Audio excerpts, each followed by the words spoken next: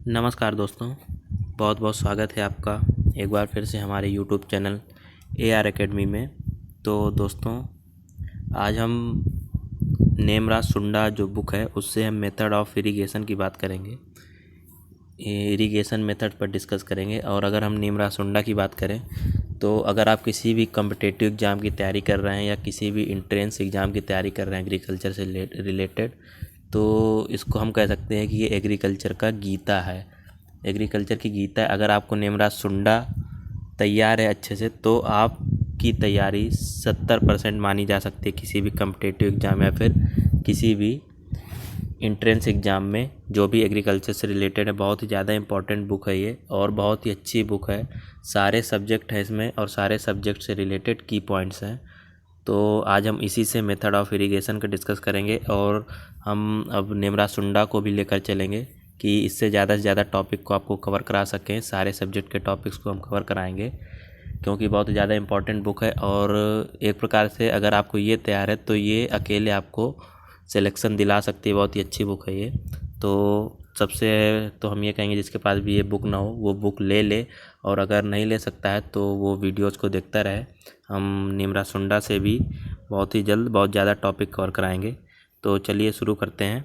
Video को शुरू करने से पहले जिसने भी चैनल को सब्सक्राइब नहीं किया हो चैनल को सब्सक्राइब कर लें और वीडियो को लाइक कर दें। चलिए तो शुरू करते हैं। तो इरिगेशन होता क्या है? Irrigation is the artificial application of the water to partially meet the crop evapotranspiration requirement. तो इरिगेशन जो होता है वो हमारा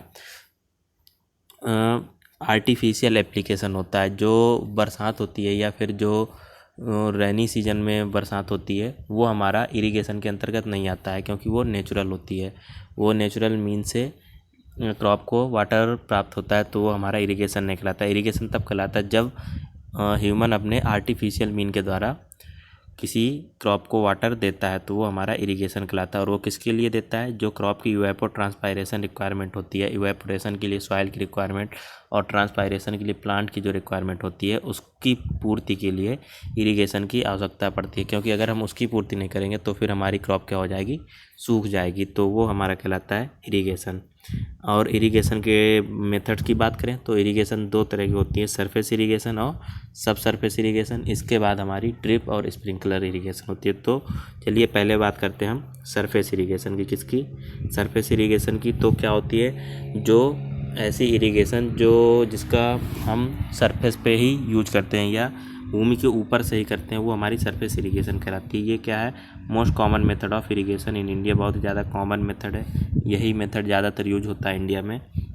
और इट इंक्लूड्स फॉलोइंग मेथड। तो जो नीचे लिखे हुए मेथड्स हैं इसके अंतर्गत आते हैं। सरफेस इरिगेशन में क्या होता है कि सॉइल के ऊपर से ही वाटर को हम देते हैं क्रॉप को, वो हमारा सरफेस इरिगेशन कहलाता है। तो सरफेस इरिगेशन का पहला जो मेथड है वो है हमारा फ्लड इरिगेशन।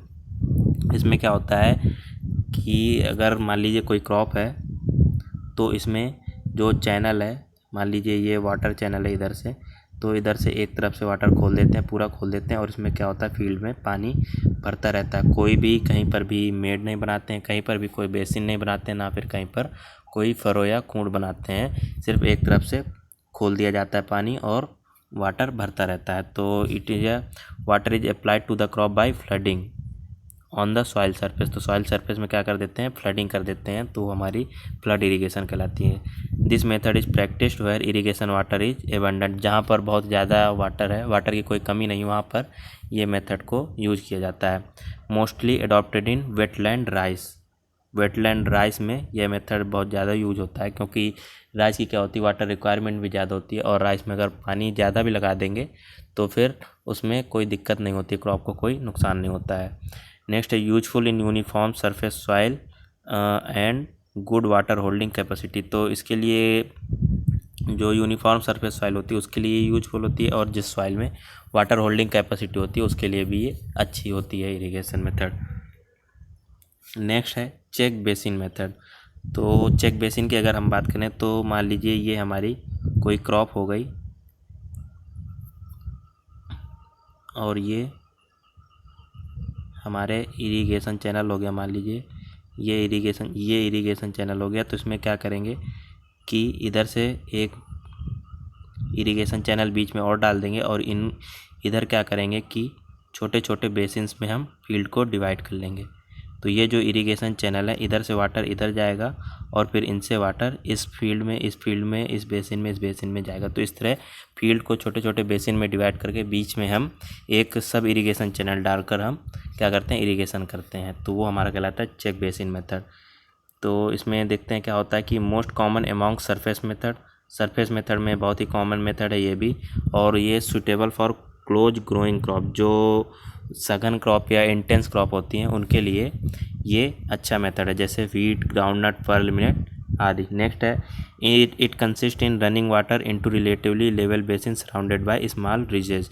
तो क्या होता है कि रनिंग वाटर होता है इसमें, किसमें, बेसिन्स में, जो किसके के द्वारा, स्मॉल रिजेस के द्वारा क्या होती हैं, घिरी हुई होती हैं। ये जो बेसिन है ये हल्की हल्की ऊंची बना दी जाती हैं, जिससे कि इसका पानी बाहर ना निकल पाए और इधर से वाटरिंग की जाती है।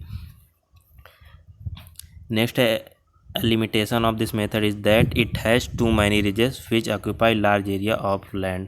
तो इसका यही एक डिसएडवांटेज कह सकते हैं या लिमिटेशन कह सकते हैं कि जब इस तरह के हम बेसिन्स बनाते हैं कई सारे और यहाँ पर रिजेस बनाते हैं, तो क्या होता है कि इससे काफ़ी फील्ड हमारी यूज हो जाती है, किसमें, ये रिजेस बनाने में, तो कुछ फील्ड हमारी बची रह जाती है।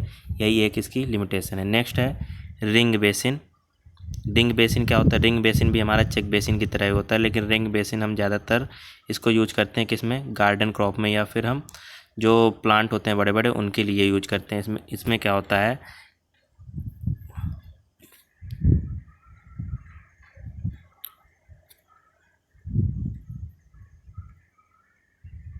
सॉरी, चलिए रिंग बेसिन की बात करते हैं, ये यहाँ पर मिट चुका है।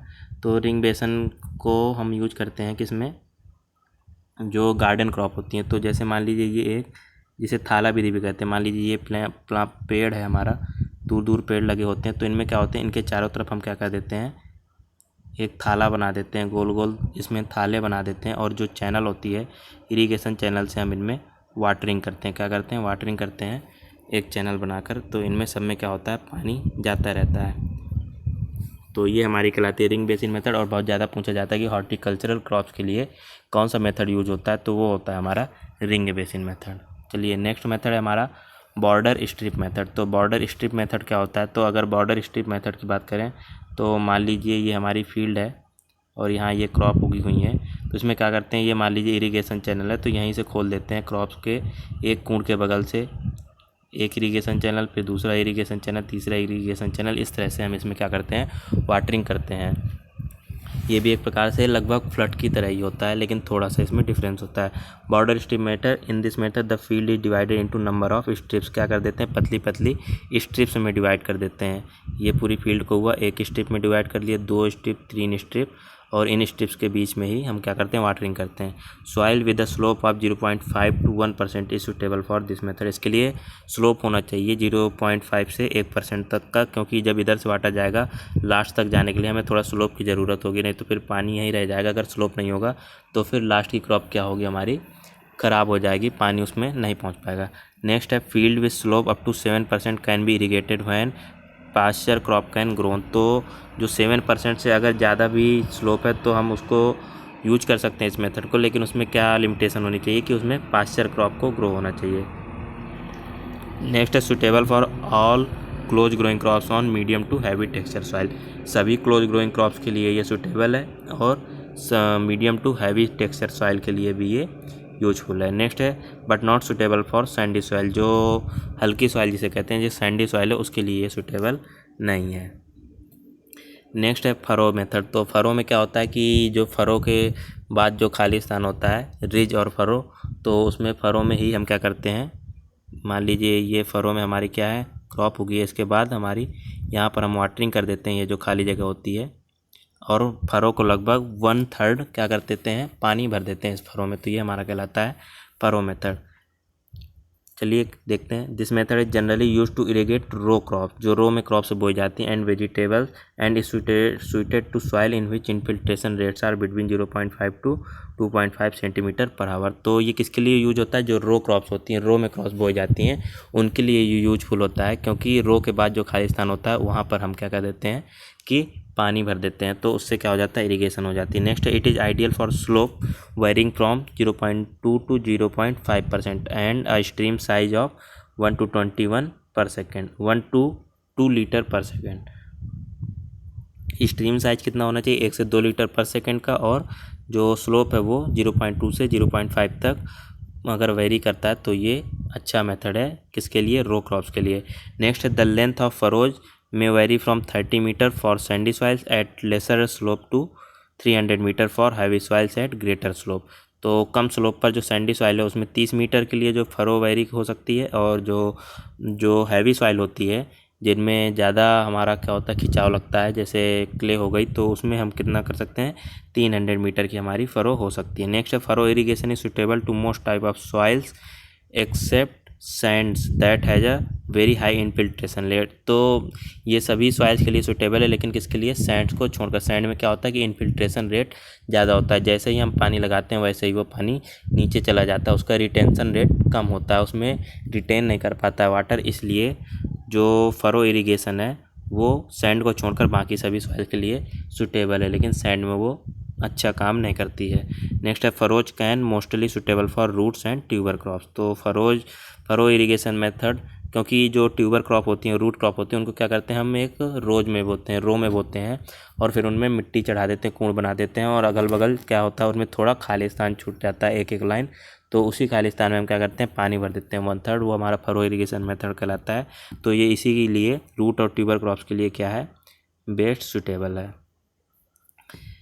नेक्स्ट है कोरुगेशन। कोरुगेशन क्या होता है, small and shallow furrow are known as the corrugation. तो ये भी फरो मेथड ही होता है, लेकिन इसमें क्या होता है, स्मॉल और सैलो, छोटी और सैलो, या जिसे कहते हैं उथली फरो, उथली कूंड होती हैं इसमें, इसलिए ये कोरुगेशन कहलाता है। Suitable for close growing crop like wheat, groundnut ETC. तो ये भी फरो मेथड ही होता है, लेकिन इसमें क्या होती है, छोटी फरो होती हैं और उथली फरो होती हैं, ज़्यादा गहरी फरो नहीं होती हैं।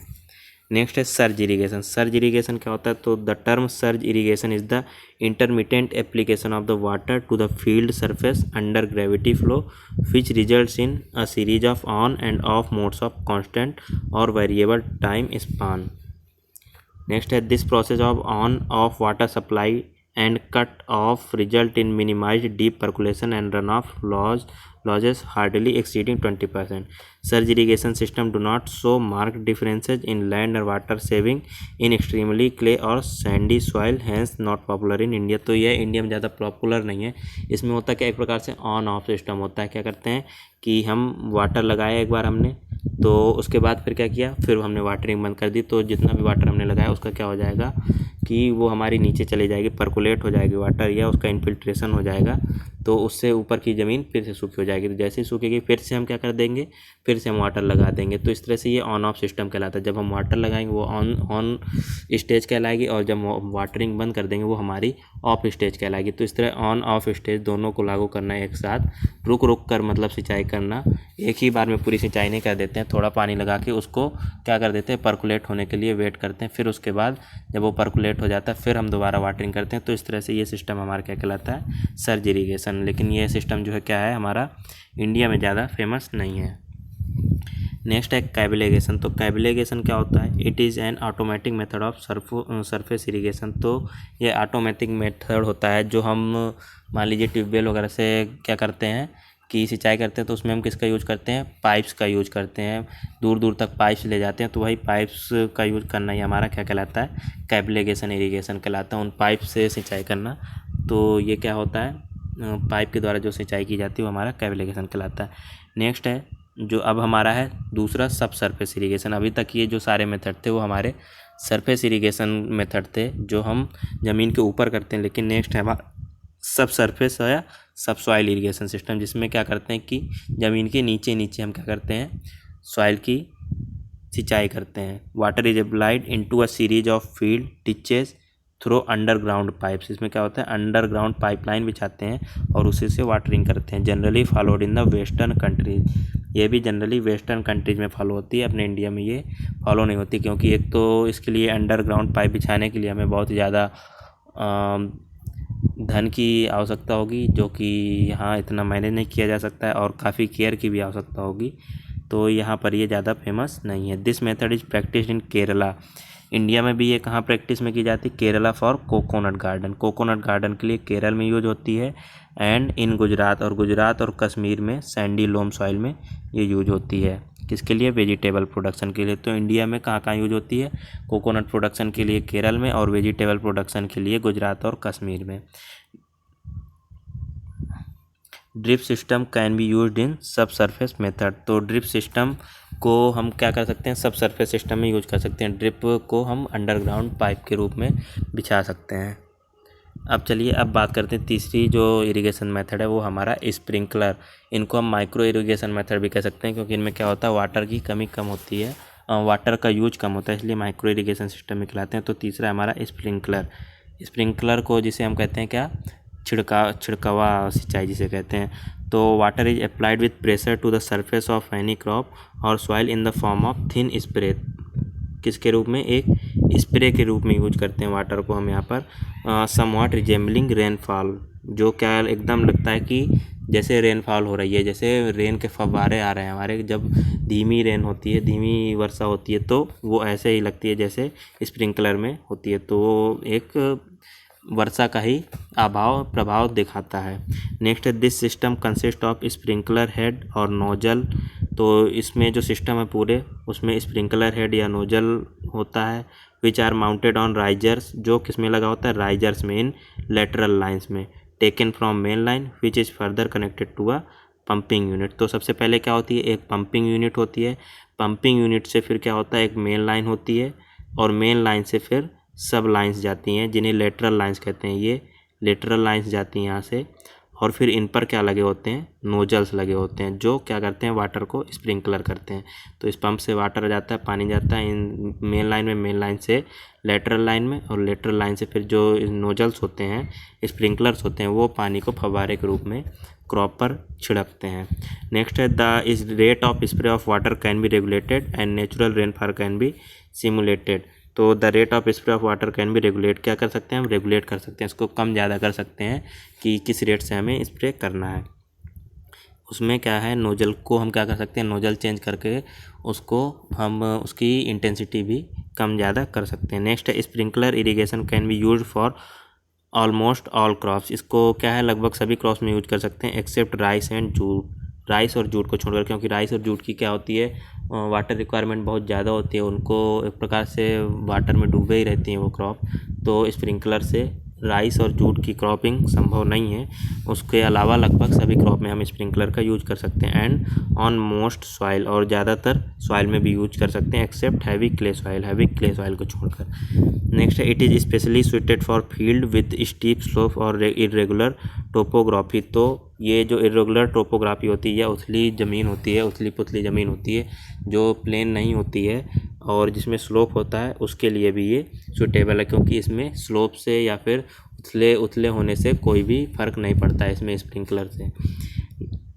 नेक्स्ट है if soil erosion is a hazard it can be used in conjunction with contour bunding, terracing, mulching and strip cropping. अगर सॉइल इरोजन है कहीं पर, कोई सॉइल में सॉइल इरोजन बहुत ज़्यादा होता है, तो वहाँ पर ये यूज किया जा सकता है किसके साथ? कंटूर बंडिंग के साथ, टेरेसिंग के साथ, मल्चिंग के साथ और स्ट्रिप क्रॉपिंग के साथ। वहाँ के लिए ये एक अच्छा मेथड है। तो स्प्रिंकलर क्रॉपिंग बहुत ही अच्छा मेथड है। अब एडवांटेज की बात करते हैं, स्प्रिंकलर इरिगेशन से क्या क्या एडवांटेज होते हैं। तो सबसे पहले suitable for undulating topography and Sandy soil.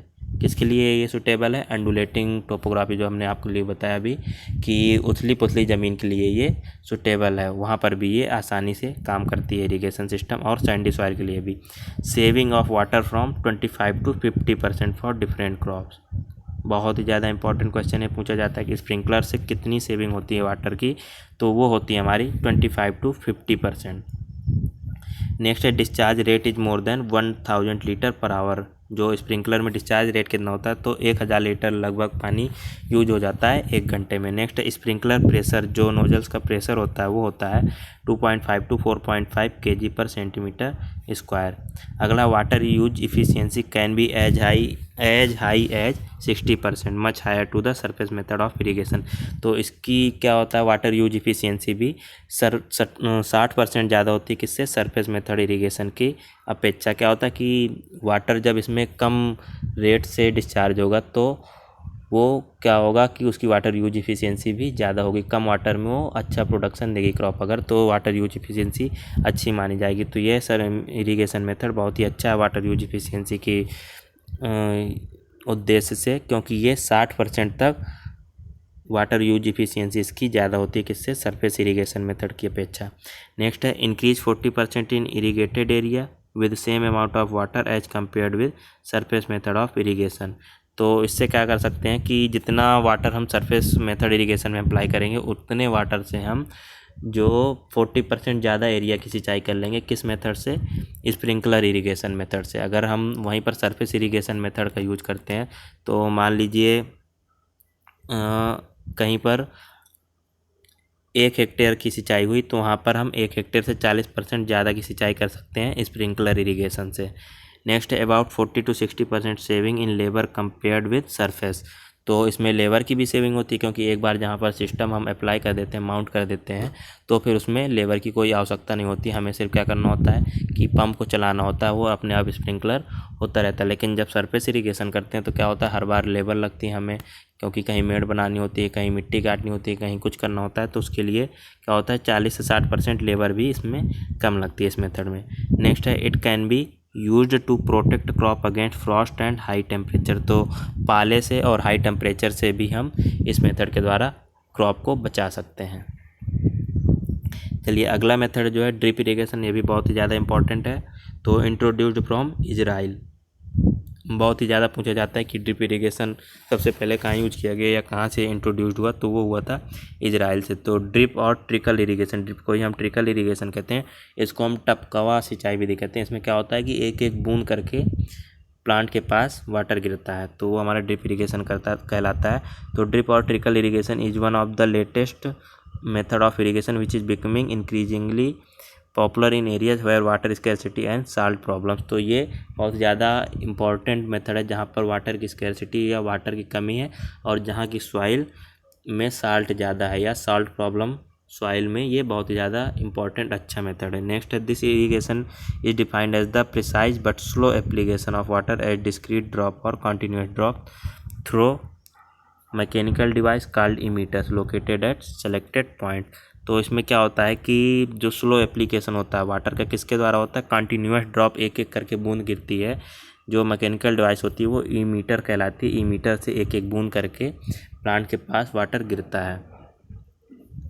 Selected point along water delivering lines, water delivering line से इमीटर से जो है कनेक्टेड होता है और वहाँ से एक एक बूंद करके हमारा वाटर गिरता है। तो ये हमारा ड्रिप इरिगेशन सिस्टम होता है। और कहाँ पर यूज कर सकते हैं इसको, साल्टेड सॉइल में भी यूज कर सकते हैं, क्योंकि इसमें जहाँ एक एक बूंद करके पानी गिरता है तो क्या होता है साल्ट की भी लीचिंग हो जाती है पानी के साथ। नेक्स्ट है this system involve the slow application of water drop by drop to the root zone of the crop. तो इसमें क्या होता है, अभी हमने बताया कि एक एक बूंद करके पानी गिरता है, तो प्लांट के पास एक एक बूंद करके जहाँ पानी गिरेगा वो रूट जोन तक जाता है और अगल बगल की जो मिट्टी होती है हमें वहाँ पर पानी देने की कोई आवश्यकता नहीं होती, हम डायरेक्ट प्लांट पर पानी देते हैं एक एक drop by drop. In this method water is used very economically since losses due to the deep percolation and surface evaporation are reducing to the minimum. तो क्या होता है कि इसमें लॉसेज जो होता है डीप पर्कुलेशन से वो कम होता है और जो इवेपोरेशन लॉस होता है वो भी कम होता है, क्योंकि यहाँ पर वाटर सिर्फ कहाँ पर यूज होता है, सिर्फ प्लांट्स के पास यूज होता है, अगल बगल हमें पानी बर्बाद करने की कोई आवश्यकता नहीं होती है, तो इवेपोरेशन से भी लॉस इसमें कम होता है। Next drip irrigation is best suited in water scarcity area, जहाँ पर वाटर कमी है वहाँ के लिए बहुत अच्छा मेथड है। Where water quality is marginal, जहाँ पर वाटर क्वालिटी अच्छी नहीं है वहाँ के लिए अच्छी है। और टोपोग्राफी इज अंडुलेटिंग टोपोग्राफी के लिए भी अच्छी है, या उथली ज़मीन है उसके लिए भी, या जहाँ पर स्लोप है उसके लिए भी। और सॉइल डेप्थ इज रिस्ट्रिक्टेड, और सॉइल डेप्थ के लिए भी ये यहाँ पर रिस्ट्रिक्टेड होती है। Labour is expensive and crop value is high. तो लेबर थोड़ा इसमें चाहिए होता है इस सिस्टम को जनरेट करने में, और इसकी जो क्रॉप वैल्यू होती है वो भी हमारी हाई होती है। तो एडवांटेज की बात करते हैं अब हम कि ड्रिप इरिगेशन के क्या क्या एडवांटेज होते हैं। तो सबसे पहला तो है कि suitable for water scarcity area. तो जहाँ पर वाटर की कमी है, कई बार बता चुके हैं आपको कि जहाँ पर वाटर की कमी है वहाँ पर हम इस मेथड को अप्लाई कर सकते हैं, वहाँ के लिए बहुत ही अच्छा मेथड होगा। नेक्स्ट है water saving 50 to 70% as compare to the surface. तो वहाँ पर जो स्प्रिंकलर की बात करें वहाँ पर 25 to 50% वाटर की बचत हो रही थी, लेकिन यहाँ पर 50 to 70% as compare to surface. तो सरफेस से 50 से 70% वाटर की बचत होती है। और वहीं अगर वाटर यूज इफ़िशियंसी की बात करें तो वो हमारी 95% से ज़्यादा होती है। कितनी? 95% से ज़्यादा, या ऑप्शन में आपको 90+ दिया हो सकता है, तो जो 90 के आसपास की ही वैल्यू इसमें मानी जाती है। 90 से ज़्यादा ही होती है इसकी वाटर यूज इफ़िशियंसी। और वहीं अगर स्प्रिंकलर की बात करें तो वहाँ की वाटर यूज इफ़िशियंसी कितनी थी हमारी? 70%। नेक्स्ट है फर्टिलाइजर और other chemical amendment can be efficiently applied to individual और सेपरेट प्लांट। अगर हमें फर्टिलाइजर देना है या कोई केमिकल देना है किसी इंडिविजुअल प्लांट पर तो हम इसके द्वारा अप्लाई कर सकते हैं, क्योंकि वाटर में हम क्या कर सकते हैं, उस केमिकल को मिला सकते हैं और फिर ड्रॉप बाय ड्रॉप जब हम उस प्लांट पर वाटरिंग करेंगे तो वो केमिकल भी उस प्लांट पर मिल जाएगा और वहाँ पर फर्टिलाइज़र हम आसानी से दे सकते हैं। नेक्स्ट है discharge rate of water per dripper is generally 1 to 4 litre per hour at 2.5 kilogram पर सेंटीमीटर स्क्वायर प्रेशर।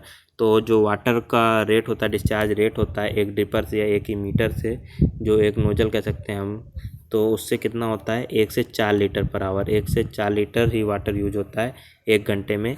और प्रेशर कितने प्रेशर पर? 2.5 किलोग्राम पर सेंटीमीटर स्क्वायर प्रेशर पर। नेक्स्ट है fertiliser, fertigation and herbicides herbigation also possible to apply with drip. तो अभी पहले ही बता चुके हैं कि अगर कोई केमिकल हमें देना है प्लांट में या क्रॉप को, या फिर हमें फर्टिलाइज़र अप्लाई करना है तो हम वाटर के साथ फर्टिलाइज़र या हर्बिसाइड्स को मिलाकर क्या कर सकते हैं, यूज कर सकते हैं। तो फर्टिलाइज़र को जब वाटर के साथ या सिंचाई के वाटर के साथ यूज करते हैं वो हमारा फर्टिगेशन कहलाता है। इसी तरह जब हम हर्बिसाइड को यूज करते हैं वाटर के साथ या इरिगेशन के साथ वो हमारा हर्बिगेशन कहलाता है। तो फर्टिगेशन और हर्बिगेशन दोनों हम कर सकते हैं किसके द्वारा? ड्रिप इरिगेशन के द्वारा। नेक्स्ट है most suitable for widely spaced crop. जो वाइडली स्पेस्ड क्रॉप होती है, दूर दूर उगाई जाने वाली क्रॉप होती है, उनके लिए मोस्ट सुटेबल है। और ऑर्चर्ड ट्रीज के लिए मोस्ट सुटेबल है। एंड इन ग्रीन हाउस, और ग्रीन हाउस के लिए भी ये बहुत ज़्यादा इंपॉर्टेंट या अच्छा मेथड है किसके लिए? इरिगेशन के लिए, जो protected cultivation of vegetables and flowers.